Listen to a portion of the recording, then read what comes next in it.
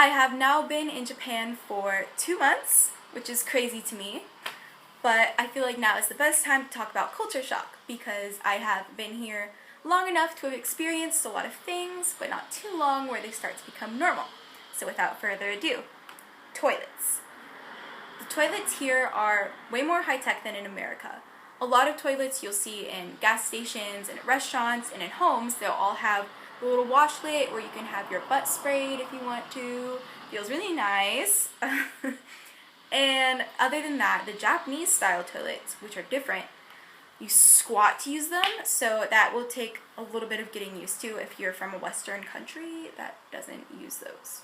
There is no Mexican food here. Japanese people do not drink water very often at all. Japanese people also don't sweat very often. Everyone is fashionable. I once went to a 7-Eleven and I saw this guy from behind, and he was tall and his hair was like amazing from behind, and his outfit was so perfect, and I was like, wow, he's probably really cute. And then he turns around and this dude is like 50. Not one of my best moments. The level of respect here is crazy different from America. You give a lot of respect to the people around you, like to your neighbors, you'll give a bow and a greeting. To your teachers, whenever you see them, you also give a bow and a greeting. And to your senpai, even the people who are in the grades above you, you also show them respect by giving them a bow and a greeting.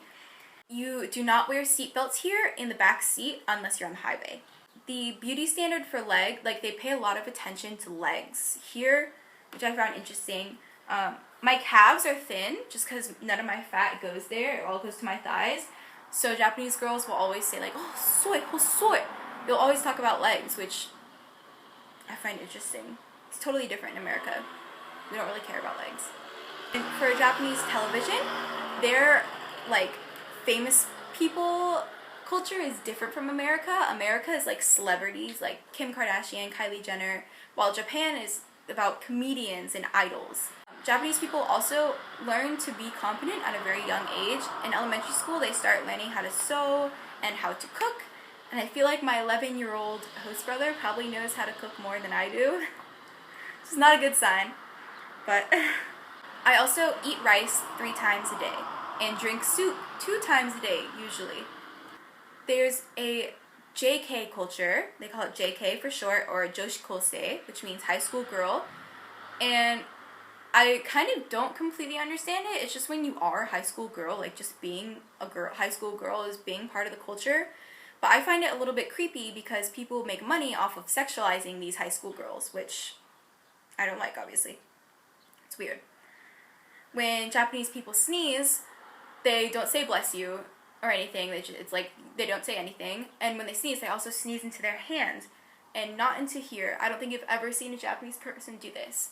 It's just normal for them to sneeze into their hand, which for an American, it's kind of gross. Japanese people also tend to wear masks if they're sick or if they have acne that they don't want to show, or if they just don't feel like showing off their face that day.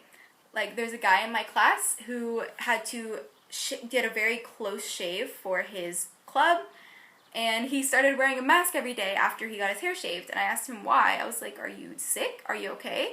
And he's like, no, I just don't like my face right now. I just don't like it when I'm bald. When Japanese people hear something surprising or something that they didn't know, usually girls, guys won't do it, but girls will sometimes go, eh?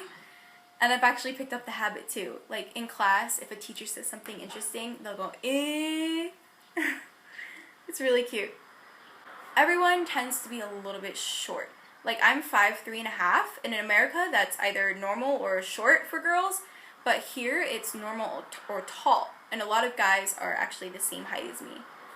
And here also, something I found interesting is that the cool club isn't, like, they obviously don't have American football, but basketball isn't really a cool club to be in. The cool clubs are soccer and baseball, which I found interesting.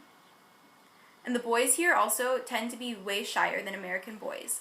You really have to, like, if you're going to study abroad, you really have to approach the boys first if you want to talk to them. And sometimes, even when you approach them, they are literally unable to speak.